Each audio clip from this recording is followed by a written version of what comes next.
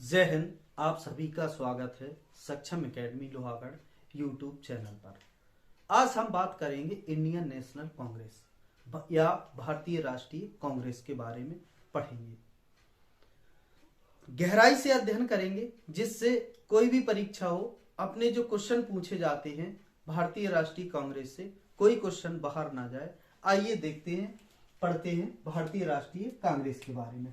तो Indian national Congress, तो Indian national Congress की बात की जाए तो सबसे पहले यहीं से बात करेंगे कांग्रेस। तो कांग्रेस शब्द का मतलब क्या होता है? तो कांग्रेस शब्द का मतलब होता है शक्तिशाली लोगों का समूह। शक्तिशाली लोगों का समूह। तो कांग्रेस का मतलब होता है शक्तिशाली लोगों का समूह। अब ये कांग्रेस शब्द लिया कहां से गया है? तो ये आपका नॉर्थ अमेरिका से लिया गया है। कहां से लिया गया है? नॉर्थ अमेरिका से। तो ये आपका नॉर्थ अमेरिका से लिया गया है। यहां से दो क्वेश्चन आपके बनते हैं कि कांग्रेस शब्द का मतलब क्या होता है? शक्तिशाली लोगों का समूह। और कांग्रेस शब्द कहां से लिया गया है? नॉर्थ अमेरिका से लिया गया है। अब यहां पे बात करेंगे कांग्रेस की। तो कांग्रेस की स्थापना प्रमुख रूप से 28 दिसंबर 1885 को ए.ओ. ह्यूम द्वारा की जाती है। तो कांग्रेस को जानने से पहले हम कांग्रेस के पिता कहे जाने वाले कांग्रेस के जन्मदाता ए.ओ. ह्यूम को पढ़ना बहुत जरूरी है, और यहां से परीक्षा में भी क्वेश्चन बहुत अच्छे से पूछे जाते हैं। तो ए.ओ. ह्यूम, तो ए.ओ. ह्यूम की बात करें, ए.ओ. ह्यूम, तो ए.ओ. ह्यूम की बात करें तो ए.ओ. ह्यूम एक प्रशासनिक अधिकारी के तौर पर भारत में आते हैं। तो क्वेश्चन बनता है कि ए.ओ. ह्यूम कहां के निवासी थे? तो ए.ओ. ह्यूम आपके स्कॉटलैंड के निवासी थे।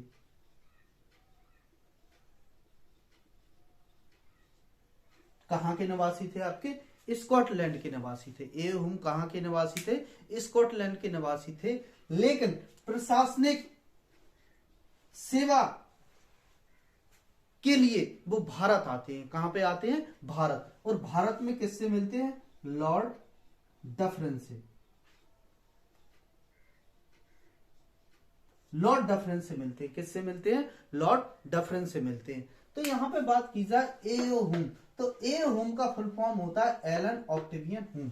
अगर क्वेश्चन आ जाए ए.ओ. ह्यूम का फुल फॉर्म क्या है? Allan Octavian Hume. तो स्कॉटलैंड के निवासी थे, लेकिन इनकी स्कॉटलैंड से ये ब्रिटेन आते हैं प्रशासनिक परीक्षा पास करके। इसके बाद इनको कहां भेजा जाता है? भारत। कहां भेजा जाता है?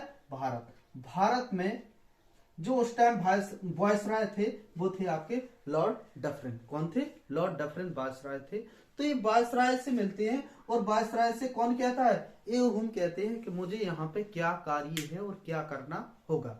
तो यहाँ पे ये कहते हैं कि आपका प्रमुख रूप से अगर कार्य प्रमुख रूप से बात की जाए तो भारतीयों को यहाँ पे आपके भारतीयों के ऊपर अत्याचार करना है, और यहाँ से पैसा लूटना है, और यहाँ पे प्रमुख रूप से जितने भारतीय हैं उनको अच्छे से दबा कर रखना है।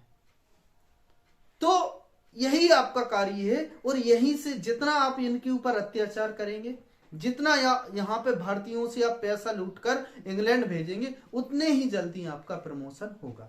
और ये बात कौन कहता है? Lord Dufferin. किससे कहते हैं? आपके ए.ओ. ह्यूम से कहते हैं। तो और ए.ओ. ह्यूम ऐसा करने लगते हैं। लेकिन इसके बाद कुछ समय बाद ए.ओ. ह्यूम की मुलाकात भारत के प्रमुख प्रभावशाली और महापुरुषों से हो जाती है, जिसमें आपके दादा भाई नौरोजी, दादा भाई नौरोजी,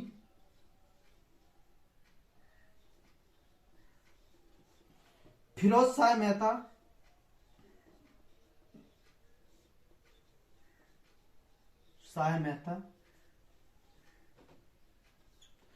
सुरेंद्र नाथ बनर्जी,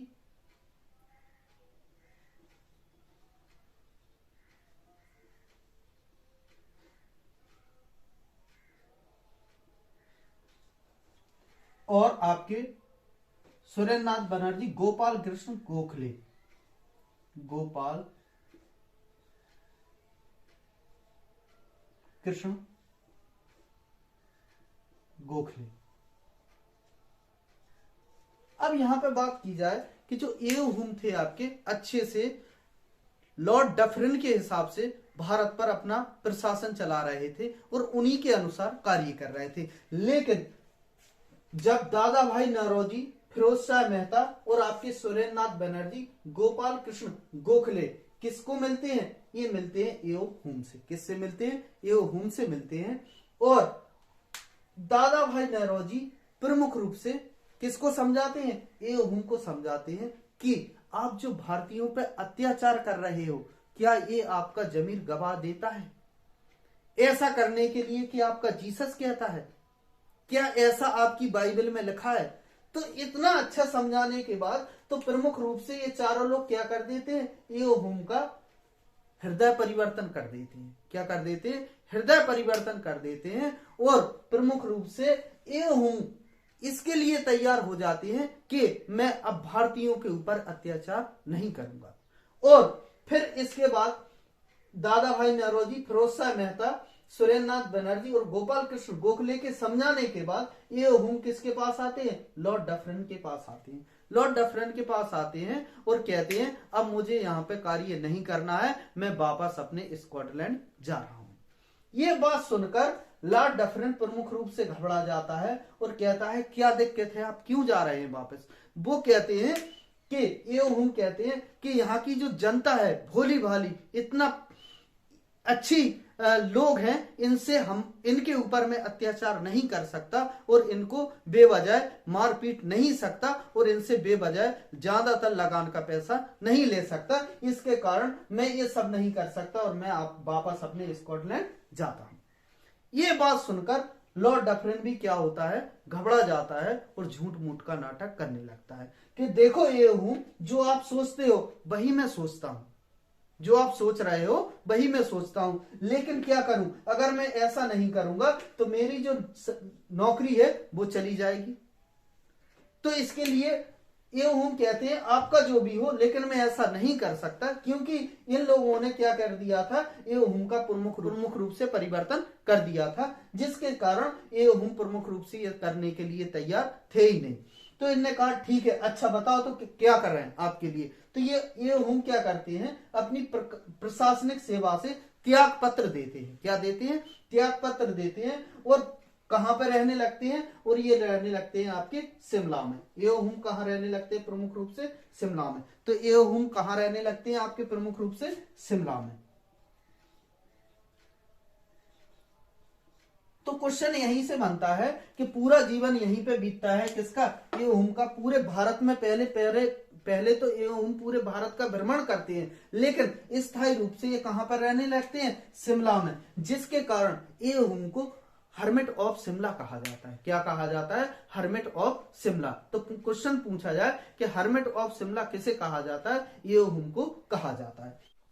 तो एओ हुम से एक क्वेश्चन और बनता है कि इनके जीवनीकार कौन है? तो एओ हुम के जो आपके जीवनीकार हैं विलियम वेडरबर्न। कौन है इनके जीवनीकार? एओ हुम के विलियम वेडरबर्न। William Wedderburn.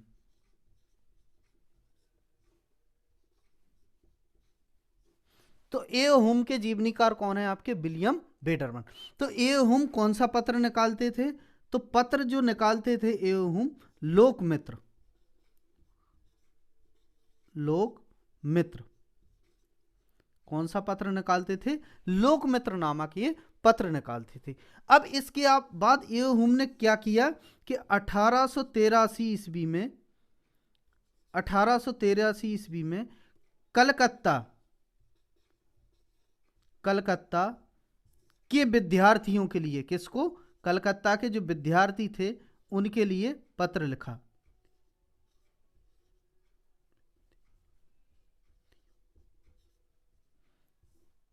किसको पत्र लिखा? कलकत्ता के विद्यार्थियों को पत्र लिखते हैं और कहते हैं कि जब तक आप एकत्रित नहीं होंगे, संगठित नहीं होंगे, एक संस्था का निर्माण नहीं करोगे, जब तक आपको आजादी नहीं मिल सकती। तो इसी के संदर्भ में क्या होता है कि एओ हुम 1884 ईस्वी में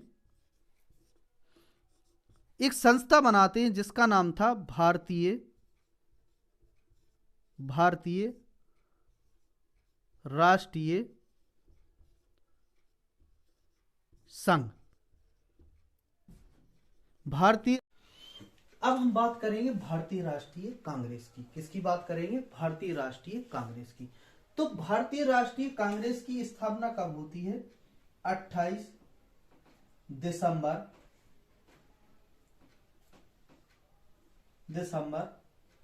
1885 ईस्वी में। 28 दिसंबर 1885 में इसकी स्थापना होती है। इसके जन्मदाता या स्थापना किसने की? एओ हुम करते हैं। लेकिन इसका प्रथम अधिवेशन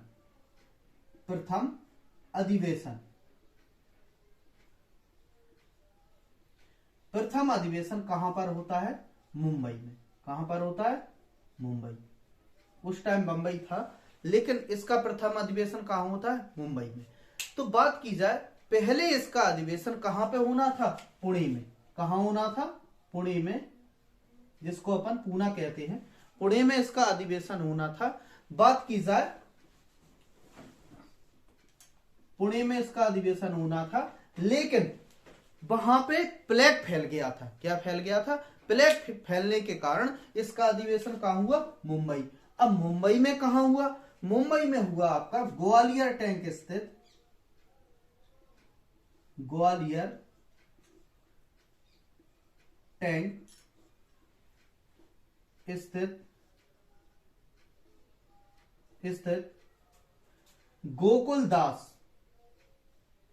गोकुल दास तेजपाल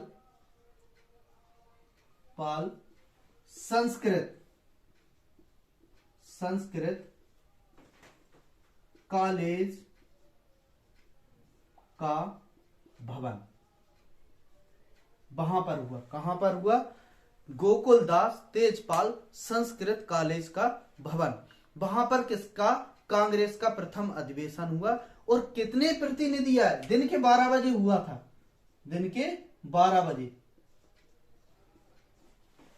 12 बजे हुआ था, लेकिन कितने प्रतिनिधि आए थे? तो प्रथम अधिवेशन की अगर बात करें तो 72 प्रतिनिधि आए थे। कितने प्रतिनिधि आए थे? 72 प्रतिनिधि।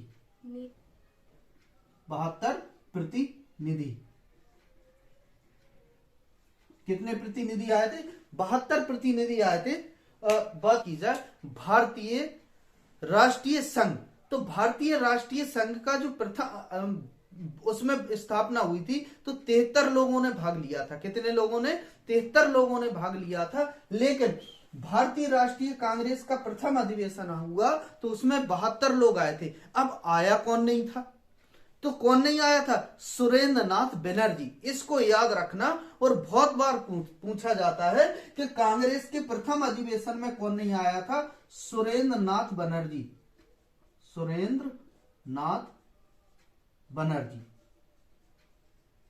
कौन नहीं आए थे? सुरेंद्र नाथ बनर्जी। ये कांग्रेस के अधिवेशन में, कांग्रेस के प्रथम अधिवेशन में नहीं आए थे। इस क्वेश्चन को याद रखना। अब यहां पे बात की जाए, कोई भी अधिवेशन हो, कुछ भी हो, लेकिन उसकी अध्यक्षता तो कोई ना कोई करता है। तो कांग्रेस के जो प्रथम अध्यक्ष थे वो थे आपके कौन? WC बनर्जी। कौन थे? WC बनर्जी, जिनको अपन व्योमेश चंद्र बनर्जी कहते हैं। क्या कहते हैं? व्योमेश चंद्र बनर्जी।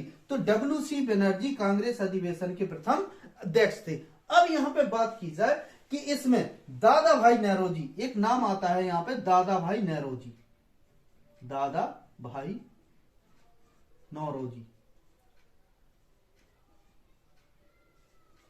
तो दादा भाई नौरोजी इस प्रथम अधिवेशन में क्या करते हैं? भाषण देते हैं। प्रथम अधिवेशन में भाषण देते हैं और भारतीय राष्ट्रीय संघ से बदलकर इसका नाम क्या हो जाता है? भारतीय राष्ट्रीय कांग्रेस। तो क्वेश्चन इस तरीके से पूछा जाएगा कि किसके कहने पर भारतीय राष्ट्रीय संघ का नाम भारतीय राष्ट्रीय कांग्रेस हो गया था?